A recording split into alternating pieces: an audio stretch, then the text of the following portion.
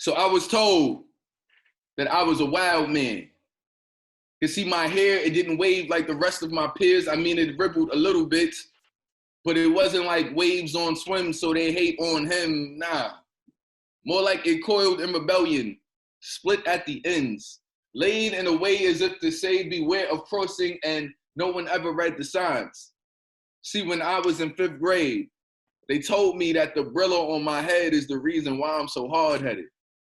As if God himself did not drape me in wool, did not label me a king, did not emblem me a lamb. See, can't y'all see me here, sacrificing myself knowing that this death will never be a trending topic.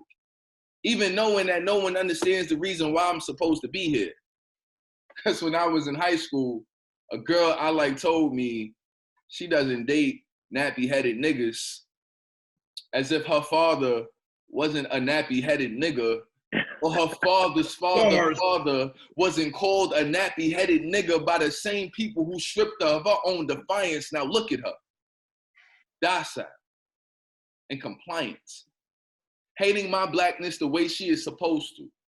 Because don't I remind her of everything she wished she wasn't? Don't I just explode pupils at every glance? Shit, ain't I so hard to look at and even tougher to touch? My reply was, alright. You see, my mother raised me right. But there I go, resurrecting this spirit after being crucified by my peers. See, don't she know that I be water, I be life.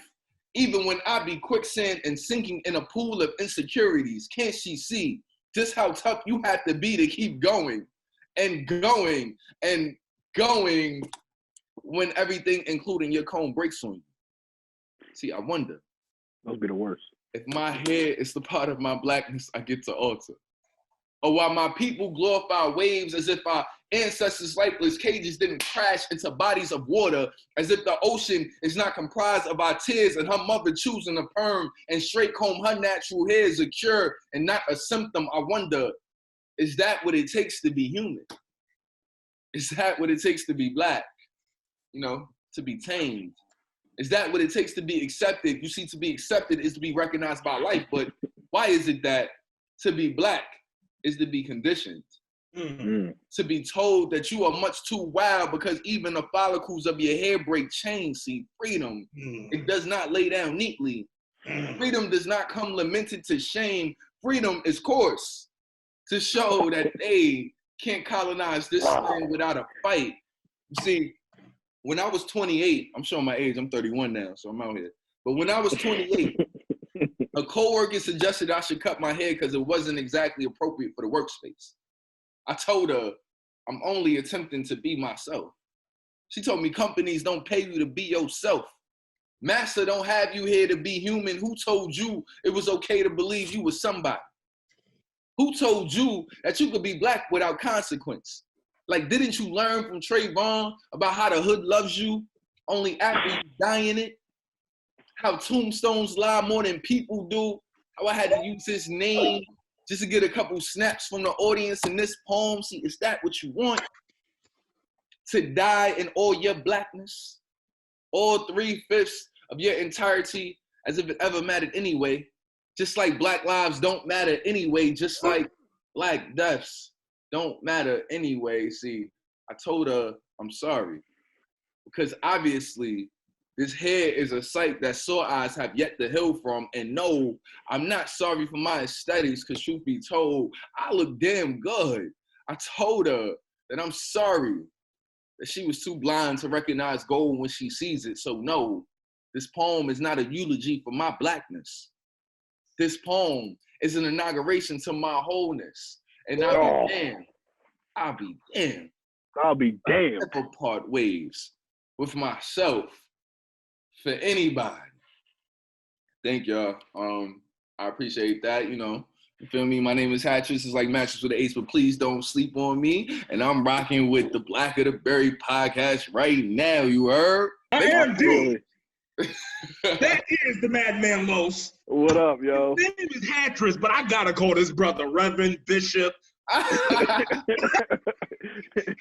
X. Listen, my brother.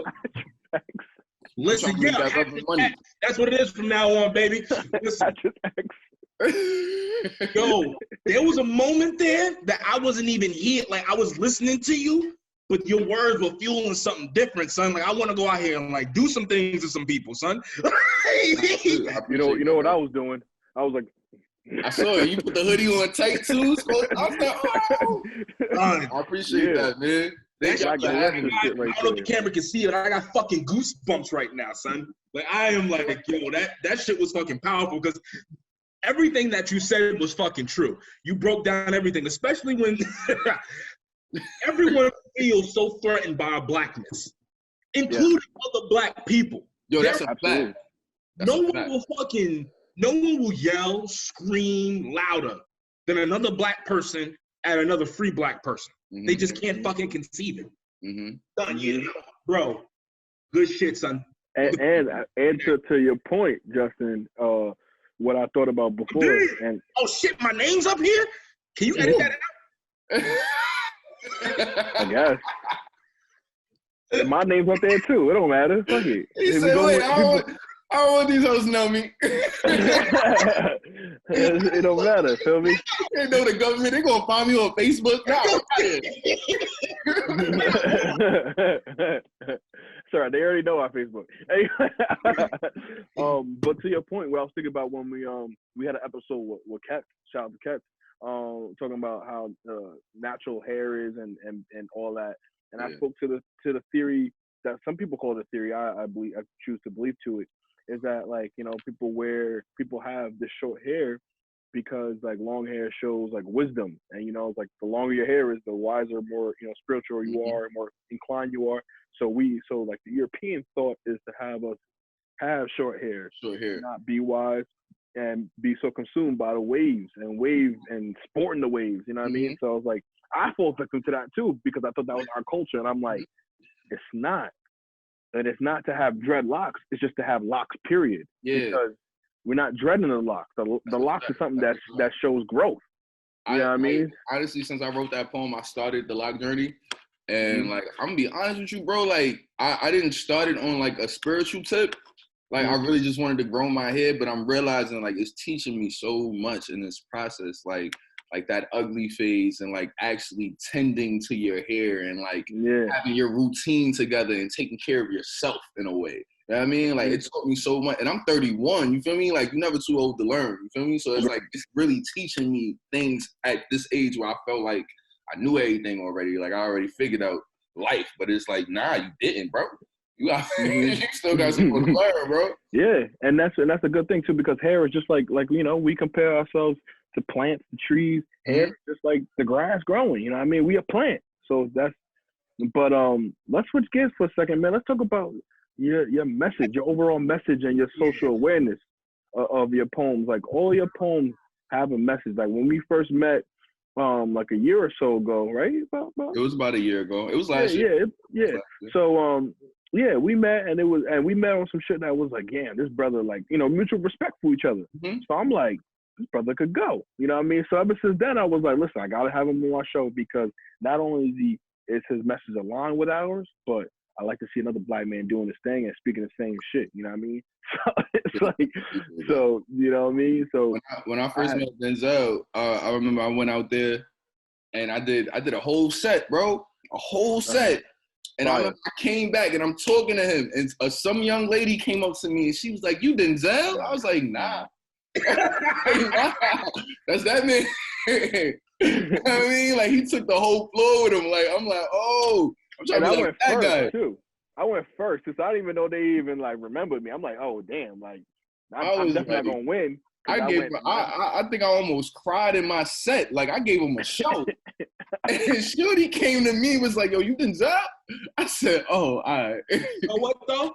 He said, that wasn't good enough. You know what? Speaking of your poetry, right? I want to take a little bit of a shift of a gear.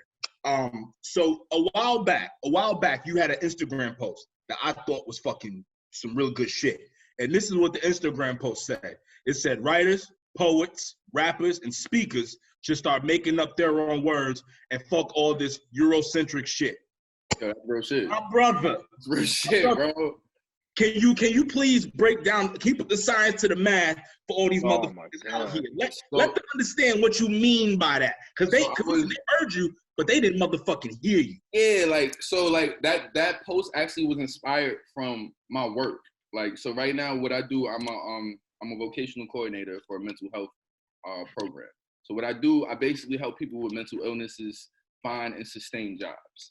So I've been in recruitment for about 5-6 years already. So I know that game in and out, you feel me? But this is my first time in the mental health aspect of it.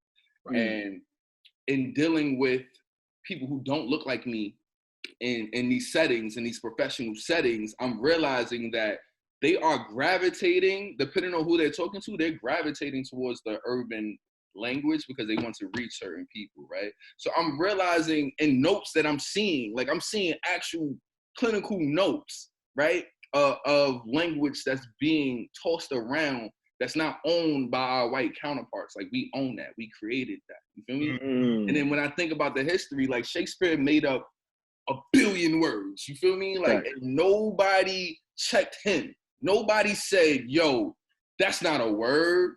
Mm-hmm. You felt it. You understood what he was saying, right? Yeah. So it's like, from then on in, like, we as a culture, as Black people, as people of minority, like diaspora, right? We make up shit and you feel it. And it's not so much the wording, it's more the feeling. We have this innate ability to make people feel through language. Mm-hmm. You know what I'm saying? So it's like, I'm telling everybody, like, that was just my PSA. Like, I was literally high on the couch. I was like, yo, fuck all this. I'm trying to talk like, I'm not trying to talk like nobody. I'm trying to talk like me. Like, if I find a word that fits how I feel in this moment and I make that shit up, that's going there. That's going in my palm. And you can question it all you want, but it's there. This is history. You know what I'm saying? Like, and I just want everyone to be on that same type of time. You know what I mean? Absolutely. I like that. Yeah, I definitely have to 100% agree with that. Thank you for bringing that up because I definitely forgot about that post. You feel me? Like, yeah, we do our homework, bro. We do our homework. Right? Dean is professional. Good. Dean is a professional. I see. Shit, where's my business, bro? Listen, you got some other stuff too. But what I was thinking as a writer myself, like, it is very, very important for me to be as original as possible. You know what I'm saying? So and having your own style and not like you obviously are influenced. We all have influences, but we don't want to sound carbon copied from our influences. Like, I don't want to sound like Nas. You know what I'm saying? Yeah. Maybe I want to storytell like him, but I don't want to sound like him. You know what I mean? So it's like, that's very important. I think that what's dope with you is that you have your own sound. Yes, it's conscious. Yes, it's progressive to the Black people, but it's your own style. You know what I'm saying? Nobody else no one put together the words you do like you do. You know what I mean? So that's a testament to how your creative process, brother. You be going in. Safe to say that. Appreciate that, brother Hattress X. I have a. But he's not gonna get taken out from his own people. That's one thing. I probably will, but we ain't gonna do him like Red. Well, I appreciate you, brother. Listen, from my side, but you know what I mean. I'm prepared for it. Okay. And that actually is, you know what? That is what I actually kind of want to get into. So I want to talk about some of the trials and tribulations because each one of us, in this chat room right now, really fucking, we love being Black, like 100% facts. Superpower. If fucking, you know what I mean, if I died, today, and then God was like, yo, so I'm about to remake you. You want to be white, Black, Asian, Spanish? I'm be like, nah, we're going through that Black shit again. Like, but wait. Here's 1 minute. Here we go. Like to know. I just put them on. No. I understand that. I would, but I just want to know what it would feel like to be white for one day, just one day. You already know. You see it every day. Yeah, I'm about to say you don't need to. But I mean, like, able to literally do whatever I want, like rich and white, not just like white, like rich and white. Like, I can just like do shit. To have basically every privilege, a rich white man, to be a rich white man in America. Every privilege, access to resources, just shit. Like, I just like, even jokingly, I say shit and it becomes law. You know what I'm saying? Like, that shit is crazy. You know what I'm saying? We never even thought in that paradigm. That is a crazy power. to be honest with you, just knowing the history that I know and just the way I was raised, I'm good on that. I was about to say, one of the words that you used was power, right? And it's like, I don't even see that as a power. I see that as a deficit, right? Because like, if you have no awareness of struggle in any sense of the form, right? Mm-hmm. How strong are you? Right. Like how much can you go through? That's why all these CEO billionaires who fucking tank start committing suicide because they ain't never been through shit, bro. Mm-hmm. They don't understand what it's like to live in a world in which you gotta fight every day, bro. And for that, that's something about our plight that I would never want to change, bro. Yeah, you're absolutely right. But it's like it kind of breeds survivors, bro. It breeds people who can adapt, you know what I mean? Like, and just change with the times and still be great. It's in our DNA, bro. Like you think black people are living in Darwinism. You know what I'm saying? Every day, you know, strong survival of the fittest. Literally, we're the strongest, bro. And it's like I don't like to get into race wars because it's like I love white people. Like I love all people, right? But let's be real here.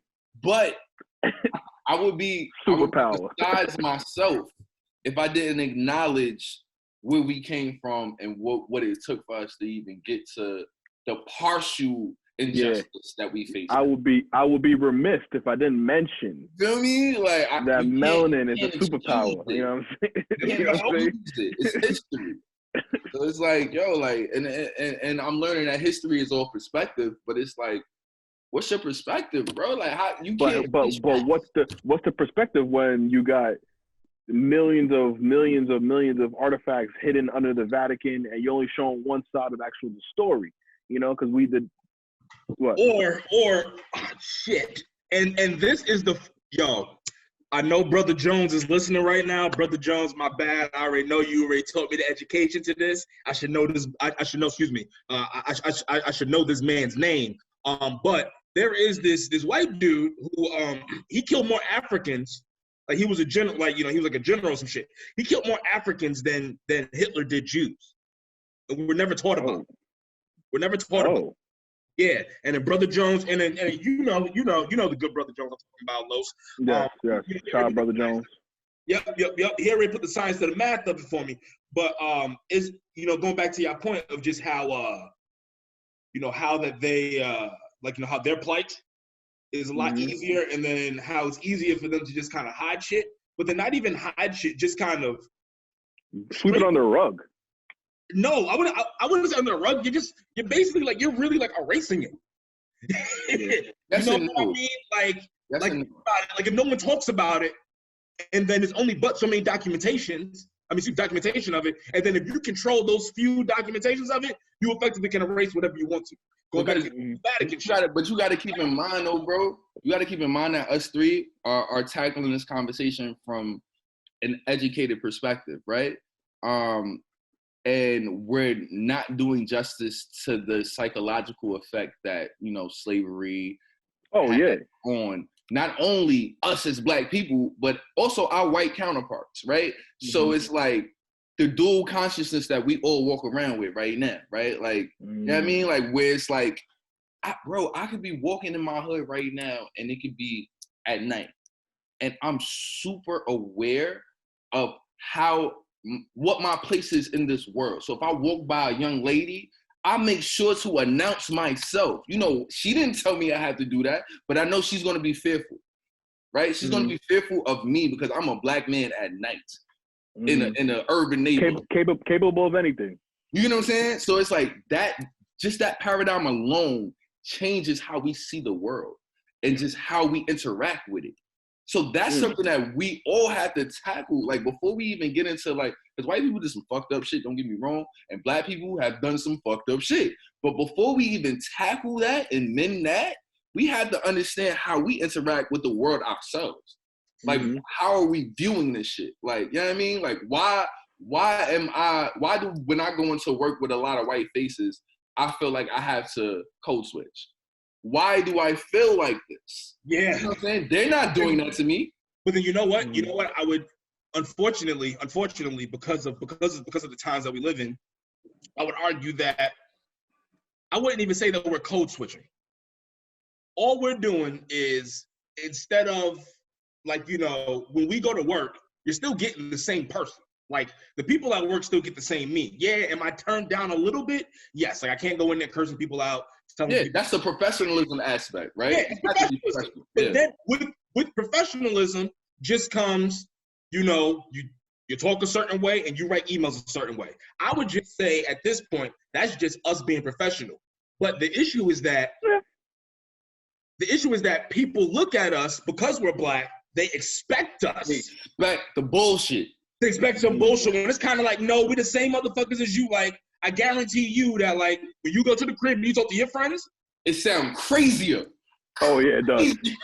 Yeah, crazier. Yeah, it does. It does. That's the thing. So it's like, yo, we really have no room for anything. Error. We got to be on point. No margin of error. And you know what that will do to your psyche, bro? And that's what I was trying to say, bro. And that's and that's what I was saying in light of the you know, the situation with the young brother from Georgia getting you know, shot while he was, you know, trying to defend himself. I was saying to somebody, like, you know, like, being a black male on Earth, and especially in the United States, is like the most targeted person. You know what I'm saying? You got the whole world pulling at you, and it's like, all right, cool. You got they pinned the black woman against you. Now you got jail going against you. Now you got systematic oppression and disenfranchisement going against you. Maybe you have kids. Maybe you have rivals in the street. You know what I'm saying? So you're getting pulled in many different directions, and you have to stay like one. And it's like, so you almost like, it's almost like the pressure of like making a diamond almost sometimes, but it's like from inside, it's like a bomb, like an atom bomb. You know how bombs usually are made, like, you know, molecularly? That's how it is. Like that explosion is going to be bigger than just, you know, on the surface. So it's just like, it's just crazy to feel like we are deemed a certain way, and it's like we are expected to act that way. And then it's like people don't understand why, if we act a certain way, what are our environments, what is psychologically going wrong with us, you know what I'm saying? So it's just like, I feel like we need like a support group for us, man, because it's like, you know, especially too, because black men think that we have to be providers and we have to be, you know, the caregiver. So we have to be the rock all the time. You know what I mean? So the dual consciousness, because like we're the only, like, as I'm not gonna say black, but black people, right? Because black women encounter this too, but like black people are the only set of people who are predisposed to other people's opinions about them. Like, right. We have to tackle other people's opinions before we open our mouths. Right? So it's like we're already starting from the behind, because it's right. Like, I have to prove you wrong, and I ain't even said shit. Like, you know what I'm saying? Like, we don't get the benefit of that. So, and that's the chip on our shoulder that they keep talking about. You know what I'm saying? Like, yo, black people always act like, yeah, we act like that because, like, you always think we like this. And it's like, yo, bro, like, I grew up in a house. Like, you know what I mean? You know what I mean? Like, I didn't encounter, I've never been shot. Well, I've been shot at. But, like, just certain shit, like, you know what I mean? Like, I'm not doing extensive bids or whatever the case. I got a good paying job with a good salary. Like, I work it. You know what I mean? Like, it's different. Like, I'm a regular American out here trying to get it just like everybody. But because we're black, I think that's the one thing that we as black people have to take. And then I know everybody, when I say this next statement, everybody's gonna be like, oh, fuck America. But it's like, no. One, we have to dig into the fact that, one, we're black Americans, and two, we have to walk around this motherfucker and really start to look at it like, yo, not only am I owed shit, I own this. You see what I'm saying? Yes, so, hold on, give me a second. And then what I mean by that is, when you really start to look at it that way, we can then start to transform because then we start to look at it like, all right, I should be owning this. This should be mine. Then you start to get into ownership within the black community. That naturally, once you start to, if you have the equity to own things, then you have the equity to have a higher, you know, scale of life. And then hopefully you're starting to create a whole lot more black businesses, because we have $1.3 trillion spending power going all over the place. So once we realize that we're not only owed, but we need to own some shit around this motherfucker, and then start really turning our communities. And then when you turn in your communities, we then start to produce, because we're already high quality. But then imagine Imagine what happens when we just when we have a school system that's functioning. But I think that's where it starts, right? Because it's like, here's the thing. Like, everything that you're saying is perfect in theory. But in practice, there's a lot of miseducation that needs to be rectified. Because by us, yes, but it's with our people. That's what I mean. Yes, art, right? So it's like, I'm an artist. So it's like, I'm out here trying to promote positivity and growth and all that. You know how hard it is to get my niggas from the hood to come to my shows? They don't come. You know, I have a nice little, a considerable fan base, I guess, of niggas who really know humble. But it's like, I'm humble, but like at the same time, there's love there. There's love. I have work to do. You know what I'm saying? So I'm not going to sit there and be like, I'm not popping. I'm not popping. Like I know where I'm going to end up at, and I'm not there. So I'm not right. Like I'm not real right now, in my opinion. But we growing. Exactly. So that's an everyday thing. But like to know that I got people who don't know me from a fucking hole in the wall. I got white people that will come to every show. And I got niggas I grew up with for 31 years, 2 blocks away from me that never been to a show. And I'm promoting positivity. Like there has to be some re-education done in our communities. Like, yo, we can really pull money together and do this, and we don't gotta sell drugs, and we don't gotta scam, and we don't gotta, you know what I mean? Like if we got 10 of us and all 10 of us bring $1,000 to the plate, we can make something happen. Mm-hmm.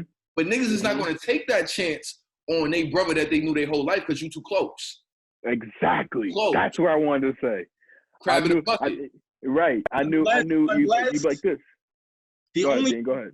The only time that because I definitely agree with you, because you know most of the people that you know aren't going to be the ones that like you know really getting it over. Strangers. Like, it's going to be strangers.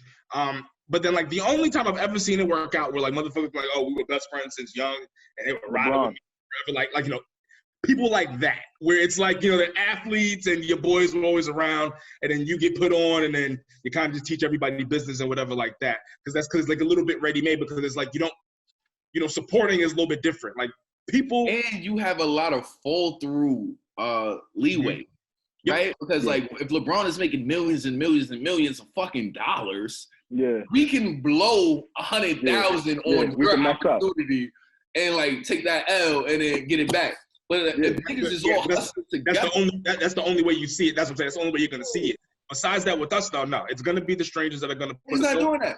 So the fact that y'all two even doing this right now, like I commend y'all, bro, because it's like you don't know how many people I've seen that could have made greatness, right? Like just black men that could have made history, bro.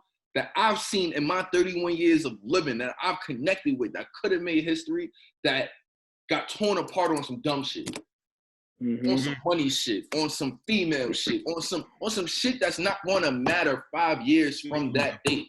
You know what I'm saying? So it's like, yo, like, so keep doing. Thank y'all for having me, and I just want to commend y'all because it's like, yo, like, bro, like, there's not so many people doing what y'all are doing right now. You know Thank you, brother. Like, thank you. Succeeding and impacting and I see the numbers. Y'all going up too. Yeah, appreciate that. You know what it is? It's all about building a network, man. Like we're trying to build a network. You know what I'm saying? Where it's like, it's a platform, and it's like we get other people, we get other brands, other things together. Shout out to Janique and AQ. Those AQ, right. Petty Wop. Petty was on there too? Yeah, Petty was on here. You know what I mean? Then we got we got all the other poets that got on here. We got the Broadway actors. You know what I mean? So it's like y'all did your thing. It's a very diversified group. Yeah, you know what I'm saying? So we got it all over here at BTB. Feel me? One-stop shop, boys. I'm just happy to be here. You feel me? Like, yeah, man. I appreciate it. So listen, man. Let's get back to your writing style and your performance, because you're a hell of a performer. You know what I'm saying? Delivery is definitely heartfelt, and definitely, you know, when I saw you perform, I was like, all right, there's levels to this shit. Because you gotta know. That's exactly to me, son. Like exactly, like no bullshit. He talked about the performance. He was like, "Yo, I met this dude Hattress." motherfuckers be doing this shit. I'm like, all right. They said niggas really out here doing this shit. Nah, because I walked in with my shit. I'm like, listen, my shit's you snap, by the way. I mean, appreciate that. So I was like, my shit Johnny Blaze. You know what I'm saying? So I'm thinking, you know what I'm saying? I'm thinking I got it in a bag. So I'm sitting there, I'm like, oh, nah. This can't be even. I said, this can't be any further away from the bag. Hey, Mom. Nah, you only say that because I had to do more poems than you just to compensate. That's true. That's true. That's what it was. And because I went, like, deadass went You went first. Yeah. So like, you know what I mean? So I'm like, damn, I'm going to get forgotten about. But nonetheless, when I saw that, I was like, all right.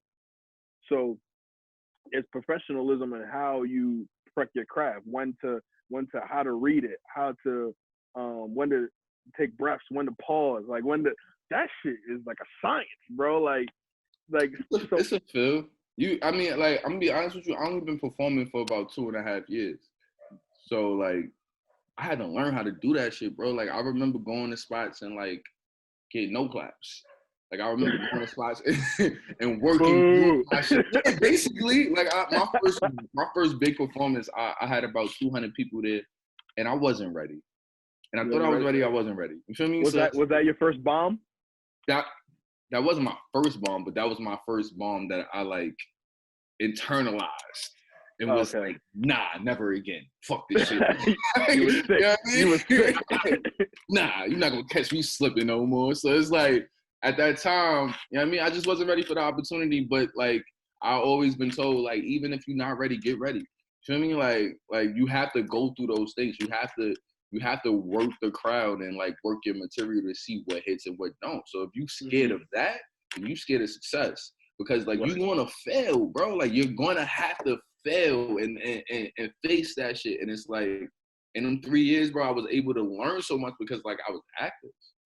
Like I didn't let that shit, like I've seen people who like had a bad show and didn't perform for another 2 months or 3 months. And it's like, nah, like you need to go back out there tomorrow. Like you short need memory. to work through your shit. Like, so it's like after I had that bad show, I couldn't remember none of my shit. I was fucking up. I couldn't remember my cadence. I literally went home that same night, looked in the mirror and went through that same poem 10 times, bro. And like just trying to get it right. To the point where I was like, all right, the next day, I'm going to another spot after work. Like, fuck it, we gonna get it right. And then I did better there. It wasn't perfect, but I did better. Like, so it's like when you see that growth, you like, all right. I just get reps in. Yeah, that's all it is. It's fucking muscle, bro. Like, it's just like, and it hurts.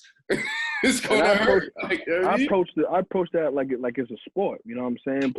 Playing the game for so long. You know, like football taught me so much. Like I could apply that same mental focus and attack on the game. I could attack business and life like that. You know what I'm saying? That's what it is, though. But like for me, like when it comes to writing, I never doubt. Like, yeah, I doubt my writing because I'm a person. But like when it comes to like doubting if the writing is good, nah, I don't. Because it's like I've been writing since I was like 9.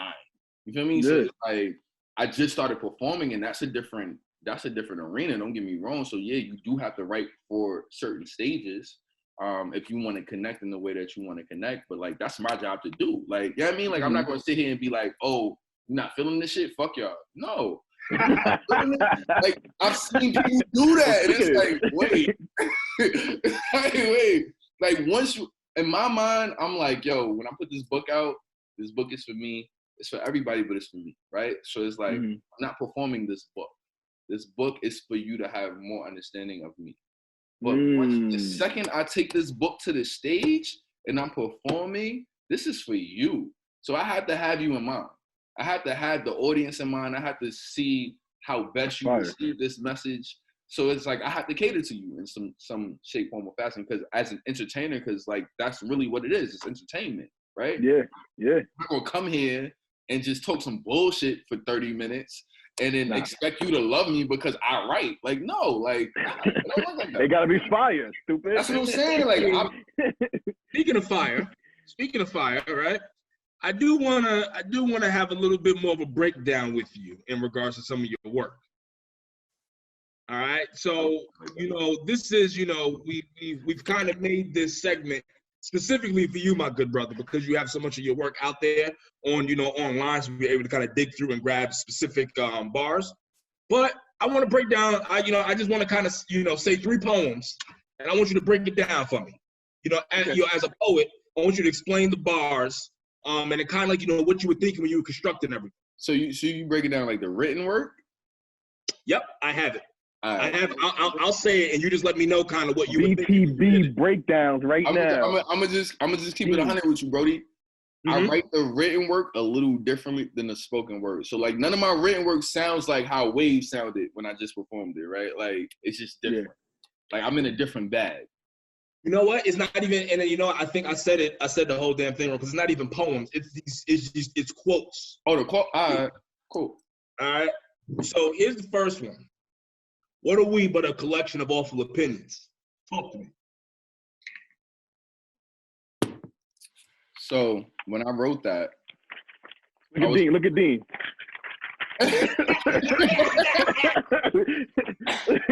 I mean, Dean like that. So let me ask you a question. Bro.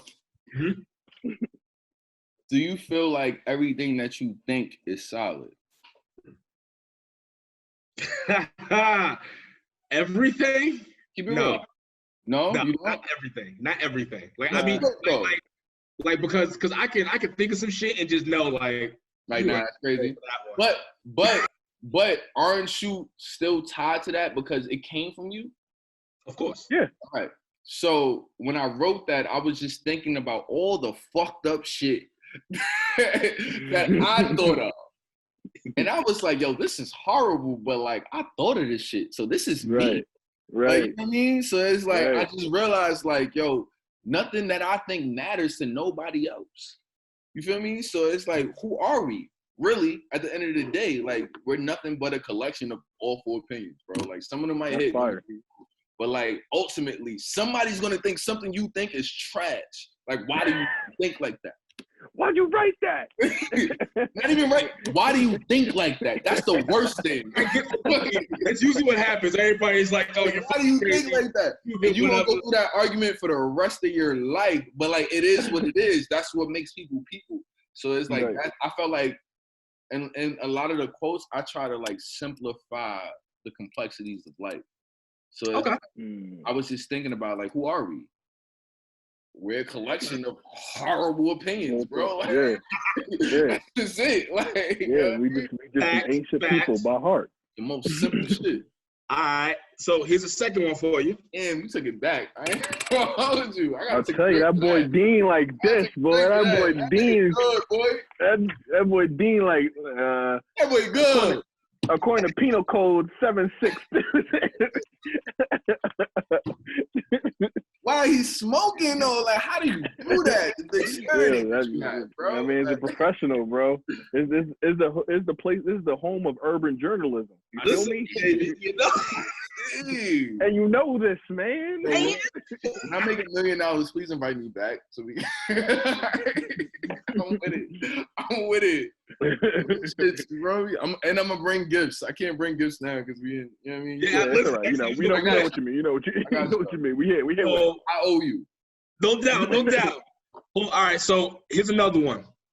I want to so badly go home, even though we never met. Say it one more time, so I'm trying to, because I write that all the time. Yeah, nah. I want to so badly go home, even though we have never met. All right, so what I meant by that is, you know how they say home is where the heart is? Facts. Throughout my life, I've lived in a lot of uncomfortable situations.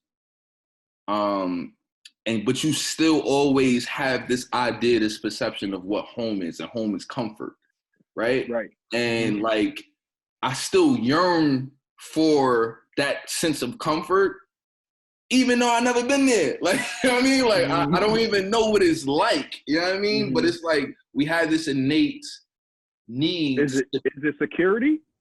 Huh? Is it like security? Like a sense of comfort? It depends on who you are, right? Like, it could be. For me, it was just because, like, I'm gonna just be totally honest. Like, for me, like, my mom's died when I was like 15, right? So it's like, ever since I was 15, I was a transplant. So it's like, I was just here, bouncing around. So it's like, yeah, I guess I could remember what home was at that time, but I'm 31 now. So it's like my memory is a little different. So it's like that shit come differently back to me. I mean, it might come back in a dream, and I don't even believe it at that time. Like, I don't know. Like, I don't even believe in my memory. So it's like when I wrote that, I literally woke up out the bed, and I was like, yo, I want to go home, but like, I don't even know where that's at. Or you know what I mean? Like, what's that's going fire. on? What that feel like? I don't know if we ever met. Like, you know what I mean? Because it's been so long since I felt that feeling. Yeah. You know what? You know what's crazy is it's with artists, and it's true. You know what I mean? Because like, you know, we interviewed someone. His name's Jawan. He's one of the standby genies on Broadway, and he said something that kind of like, you know, it's interesting with artists and the way your brains operate. Because we were talking, he was like how he would love to, you know, kind of go through a crazy breakup just to get those feelings to kind of, you know, be able to project it out because he is an actor. Mary J. Blige. So crazy how, you know, what you went through, I can hear it in your poetry, just like it's a part of you. See what I'm saying? Like that authenticity, that like that grit, that like never that like, you know, like that kind of that fighting spirit. You know, you definitely had it your whole life, but you just saying that, you know, your mom passed away at 15, that makes you a man. At that moment. Automatically. But nah. But yeah. No, not like no. I get what you're saying. It's a different kind of switch. You lost a parent young. Yeah. You know what I mean? Like young. Like that's still like some part of you just naturally from a natural like Homo sapien standpoint. Yeah. Something just kicks it. Like there's another drive that kicks in you, especially at that kind of an age. So for me, it was more so it was exactly that, right? Like, so it was more so my rational brain saying like, all right, I got to fend for myself. But then my actual brain being stuck at 15 for years. You know what I'm saying? So it's like almost like I'm moving through life and I'm growing, I'm getting older, I'm having experiences that's still reverting back to 15. Because it's like, if I need advice, I got to revert back to 15 because I don't have that person to give me that advice in this situation, walk me through the situation. I got to revert back to shit to the point where I did that for so long, I didn't trust my memories no more. I didn't know if I was making shit up. You know what I'm saying? Like, when you start not believing yourself, that is a dangerous place. Because it's like, I don't know where I'm at. You think you're lying. Yeah. Because I've had situations, because like trauma does some real crazy things to you. You know what I mean? So it's like I've been firsthand witness of me believing wholeheartedly in past events and then having conversations with my older brother and my older sister, and they're looking at me like, that never happened. What are you talking about? You know what I'm saying? You're like, mommy used to da-da-da-da-da, and you swear by it. Swear by it. Go Never to the happened. grave on it. You know what I'm saying? And it's like, that didn't happen, bro. So like, trauma has a way of just changing your perception of the world, right? And it's like, you have to really unpack that and unravel that. And that's a lifelong journey for me. And it's like, I'm still doing, you know what I'm saying? Like, I'm still like, to this day, like, because I've been through other shit after that, and that I felt like would not have affected me as much as that, and realized, hey, I'm still human. Like, yeah, that should hurt even more now, because it's like I have a conscience, and that's like I can feel it. So it's like, wow, like, that's crazy. All right, what do I do now? How do I come to terms with who I am at this present moment? Like, you know what I mean? Like, and no one has the guide for that, right? Like, you have to figure that out. And that's the inner work that, like, I'm just all for. Like, yo, do the inner work, you know? And spend some time by yourself. Meditate. Write.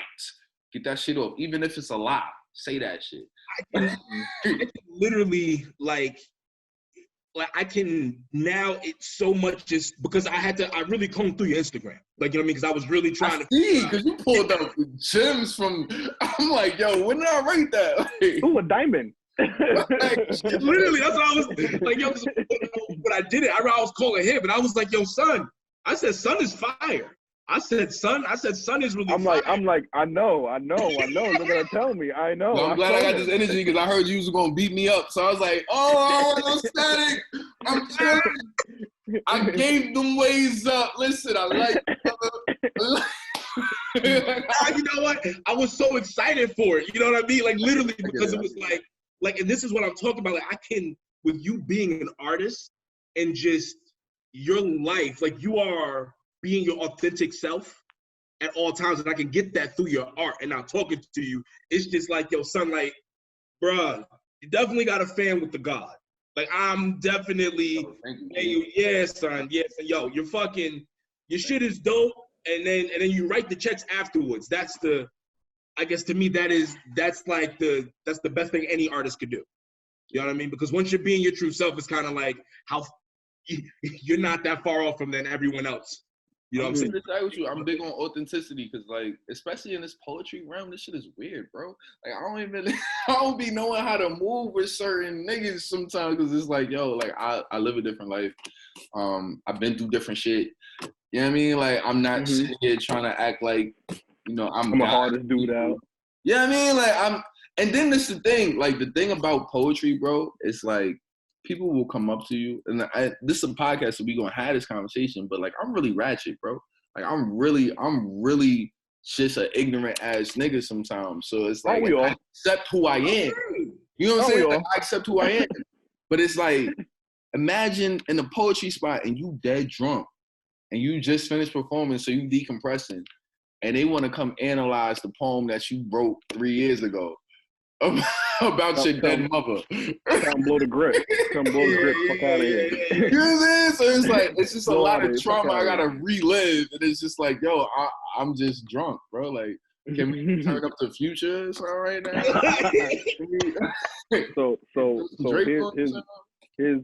this is the part of the show where you know, we wind down a little bit. Speaking of wind down with Los, Thursdays 10 o'clock Instagram Live. Okay.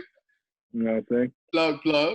You know what I'm saying? So, but here's the point in time. I knew we had a dope brother on here. I know I couldn't bring up any recycled pieces that I had before, so I had to write a brand new joint for my boy. You know what I mean? So I said, let's bring it out here. You know what I'm saying? So let me bring it out the bag. You know what I'm saying? So do shit. Yeah, you know, I figured why not? You know, Hattress on here. You know what I mean? I can't sleep on him, so I'm like, listen, let me make sure I bring the boss for him. You know what I mean? Now this one, I'm gonna need y'all to really get like y'all pen and paper and count down how many words I have that have an S in it. That start with an S. Because I did this as a challenge. You gonna do it? You gonna do it twice? You gotta let do it once. You only gonna do it once? So how am I gonna know what you're saying and still count these? Yeah, you asking a lot. All right. I'll do it again. I can do it twice. All right, cool. No. Here we go. I'll count them. All right, do it, because I'm going to just listen to you, bro. I like the... All right, so the ones that start with S, all right? So boom. So what happened is I thought to myself, I forgot what song it was. I think it was J. Cole's song. He did like a fusion with Kendrick Lamar, and they hopped on each other's hopped each other's beats. Black Friday. Yes. So when J. Cole hopped on Kendrick's beat, he just kept saying like every line and saying nigga on it, like every line but nigga. So I'm like, yo, he's nasty for that because he's trying to be like ignorant, but it's working. You know what I mean? Like, and it's still because he's like, yeah, because he's just saying nigga every line. I'm like, this nigga's a goat. So I tried to do something like that, but I tried to write where a lot of S words in it. Okay. So on some Papoose shit. You know what I mean? So it's called Seven's Surreal Story. Woo! Took that alliteration. Yeah, you know? So he sits in silence, stuck in a sequence. Started back when he shot his brother in the stomach. Somehow bailed solitary confinement. Sam, his co-D, ran with rival homies. Snuck up on Sam and Blam. Sam suddenly solid, but hollow. God opened the gates and Sam sadly followed. Pan back to him, killed his brother and murdered his friend. Dark, but he thought the best days were ahead of him. Often stutters in his speech because when he speaks, he's reminded of how he was drenched in sand blood from head to feet. Soon a surprise arrived. a boy who suddenly selected him as his father.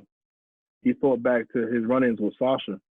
He fixed his posture, grabbed his son, started to cry, and asked his son what's his name. His son is 7. His son said 7. He responded with a chuckle and asked what was Sasha smoking.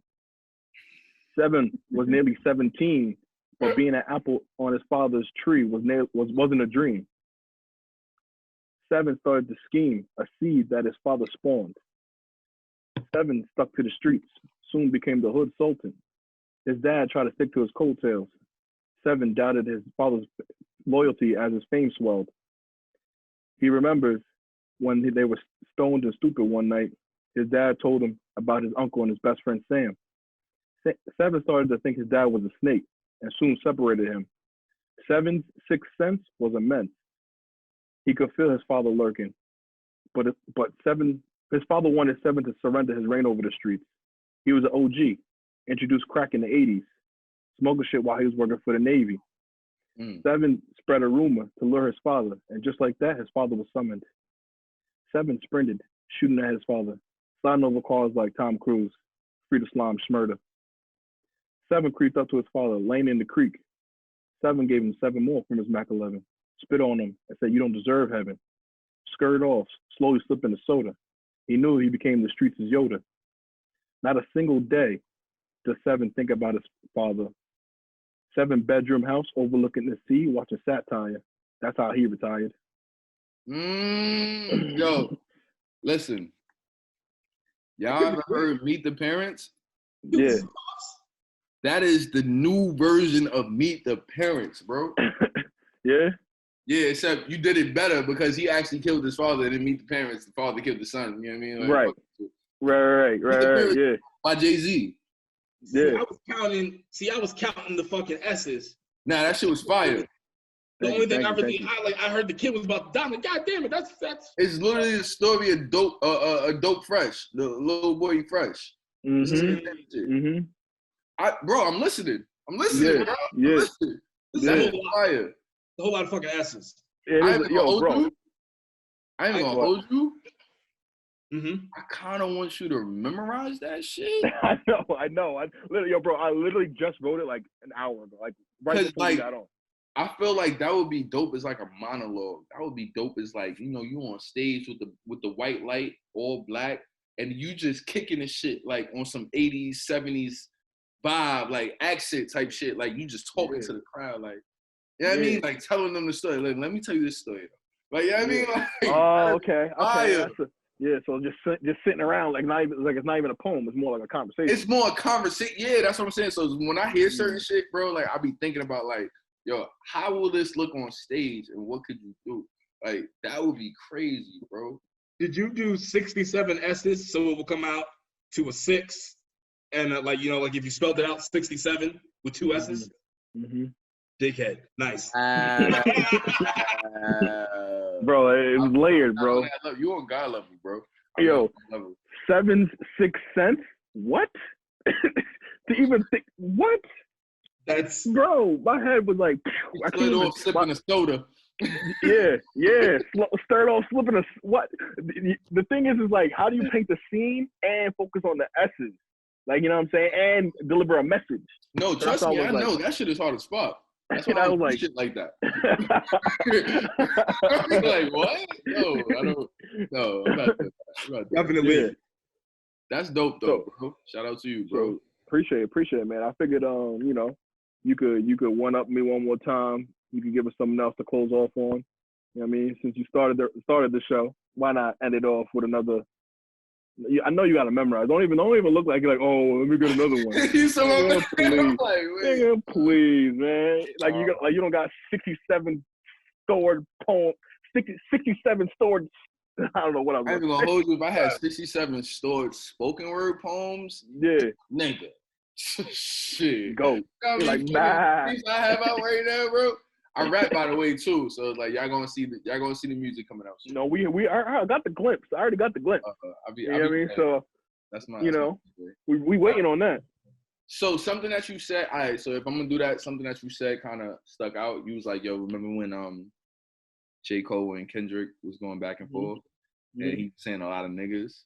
Mm-hmm. All right, so I wrote a poem called "I Wish," right? Okay. And the whole purpose of that poem, I'm gonna explain it before I even get into it. But the whole purpose of the poem was to write something because I realized I was in a lot of white spaces when I was performing, Mm-hmm. and I wanted to be able to call white people niggas and have it stick. They are. You know what I'm saying? Like, but I wanted to do it in a creative way where they didn't understand what was happening. You know what I'm saying? I'm dead. So I wrote that was the poem I fucked up the first time. So it's like Okay. that's the poem that I just automatically have memorized. But I'll get into it. It's called "I Wish a Nigga Would."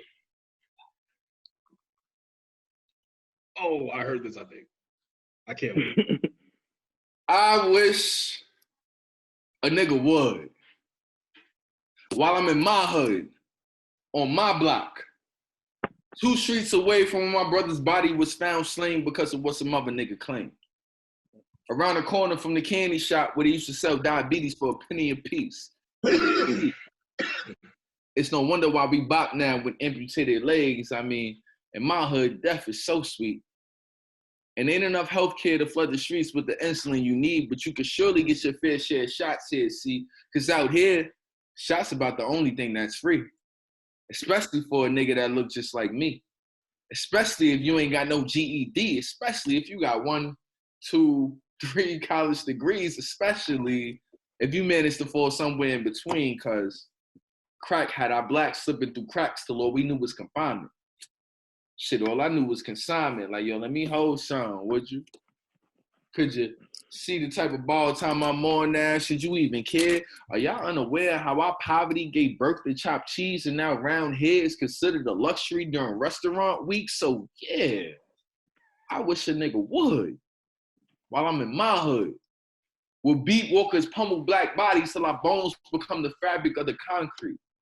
And the help never arrives early to ensure that we're right on time for the autopsy. Please, don't ask me the cause of death. I would have to say war, where spirits are broken up like the mothers of the ones whose lives were lost, and shards of glass from empty Hennessy bottles and Roman candles you see littered on the floor as we pour out for our fallen soldiers. Excuse us. This was the only memorial we could afford in my hood, where our schools had barred windows and specialized in teaching cage thinking. Remnants of Willie Lynch, see, we look to the trees and get a little hope because we don't see black bodies there dangling no more, but check the corner. Eric Garner. Oh. Still dying from asphyxiation. See, this strange fruit. Some stolen seeds of our youth. But what they won't show you in my hood is how even though it was designed and contrived to institutionalize and isolate the likes of our kind, we still managed to pour our pain over poetry through banging beats and wake up every day and slay the beasts of our own nation's insecurity with laughter of children in playgrounds and block parties in the summertime with the hydrants flowing. See, we just celebrating our tribe. So the reason why we have so much pride, the reason why we feel so alive is because out here, most times, this is all we had to survive in our hood. So when I say, I wish a nigga would, I'm not talking to my sisters or brothers, nah. I'm talking to the others who move here and say shit like, I love the culture. And you know me, I'm not racist because I don't even see color. As if we're invisible. As if this pain was minuscule. See, they enjoy evenings in blackface and sing along to every song on the Migos tape and let the word nigga slip so casually from their lips, ignoring what it's like to walk around carrying all this weight. Wait, I asked them, just what would they do if they ever heard their children utter the words, hands up, don't shoot, I wish. I wish these niggas would understand what it's like to walk a day in my black skin, and I wonder, would they love it then? Thank y'all, bro. I really appreciate y'all. Hard. You know what I mean? Peace. It was perfect. You set me up perfectly. That alley you know what I mean? crazy. Yeah, I was listen, like, oh, okay. I got hops. All right. Yeah, listen, Dean ain't the only professional, man. All right? Okay. I see you. You know what I mean? I already know. Have you had that? Have you recorded that and put that online? I did a video, but I'm gonna do another video next week for that same. Okay, because when you were saying it, I was like, yo. You saw the video? Yeah. I heard this one. I was like, yeah, son. That's why I was like, yeah. That boy Dean. I said, let them hear this one. Yeah. That boy Dean trying to rival Katie Couric, you heard? I'm with it. Let's work. That nigga Dean looking at Trevor Noah like. I'm still honestly like at this point, I'm still trying to figure out how to like get that message out without like, I guess, scaring the masses and being able to promote. Like you can't even promote on Instagram cursing. So it's like I need to figure out how to filter out some of this shit. You know what I mean? Nah. Now you do though. Like but nah. It's like you do until you just gotta find the right clips to do. Like that's you what gotta I'm saying. You have to do it until you don't. So it's like I'm not at the position where I don't have to do it. Like I have to filter out some shit and get there. And then once I get there, it's gonna get crazy. It's gonna get crazy. The white people and the devil and the gay. Now I ain't gonna hold you. I don't even feel like that. I don't feel like all white people are the devil. No, I know, but you know, say for shit like that. That be known. Like I'm a humanist at the end of the day. Like I love all people. I feel like people are people, but I know how it is for us, and I know the shit that we go through, and I know why they go through what they go through. You feel me? Like that's not even about them at that point. You feel me? So it's not. I don't blame them. It's like, all right, nigga, if I was white, I'd be like, fuck y'all niggas too. Like, you know what I mean? Like you in that position. You feel me? Like it is what it is. Like, wait, what would you be like? What would you be like? Like, fuck y'all niggas too. Okay, all right. Like that, because it's like I don't understand. I can't get it. You feel me? Like, listen, on that note, we'll definitely have a part 2. We'll go more into that. I am Dean. Fuck whatever that screen name down here says. Los, please edit that shit out. I am Dean. That is Los. That's Hattress X. This has been Black and the Berry. Yo, my name is Hattress, like matches with an H, but please don't sleep on me. You know I gotta do that. You feel me? Follow me on the gram at _Hattress. I'm here. Love y'all. Black and the Berry, what up? Paz, amor, y pollo. See. All right, y'all. All right, yo.